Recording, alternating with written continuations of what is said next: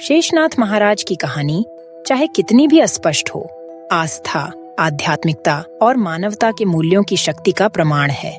उनके अनुयायी मानते हैं कि उनके जीवन और शिक्षाओं ने धर्मनिरपेक्षता, समानता और सामाजिक को बढ़ावा दिया है। वह सादगी और संतोषपूर्ण जीवन को प्रोत्साहित करते थे और दूसरों की सेवा को आध्यात्मिक विकास का प्रमुख घटक मानते थे। उनके उपदेश सर्वधर्म समभाव और मानवता के कल्याण पर केंद्रित थे। के शिष्य और भक्त उनकी परोपकारिता, सरलता और दिव्य प्रेम की गवाही देते हैं। उनकी उपस्थिति में शांति और सद्भावना के अनुभव के बारे में कहानियां आम हैं। कई मानते हैं कि उनके आशीर्वाद से जीवन की समस्याओं का समाधान हुआ और आध्यात्मिक विकास का मार्ग प्रशस्त हुआ। इन व्यक्तिगत अनुभवों ने उनकी विरासत को मजबूत किया है और उनकी लोकप्रियता को कई पीढ़ियों तक प्रसारित किया है।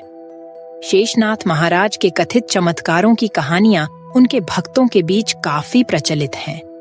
इन्हें अक्सर बीमारियों का इलाज, प्राकृतिक आपदाओं का निवारण और भविष्य की भविष्यवाणी करने जैसी शक्तियों से जोड़ा जाता है।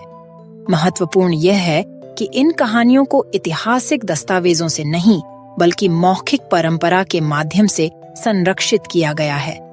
जबकि कुछ लोग इन्हें अटूट विश्वास का प्रमाण मानते हैं, वहीं अन्य इन्हें प्रतीकात्मक रूपक के रूप में देखते हैं जो आध्यात्मिक शक्ति के प्रभाव को दर्शाते हैं। शेषनाथ महाराज के जन्म, बचपन और जीवन के शुरुआती दौर के बारे में सटीक जानकारी काफी हद तक सीमित है।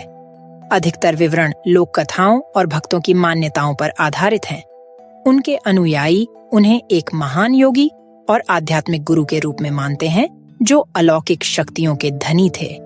हालांकि हम सबको पता है कि वह महाराष्ट्र के देवनी तहसील के गुरनाल नामक गांव में निवासी थे और उनकी समाधि लासोना गांव में स्थित है।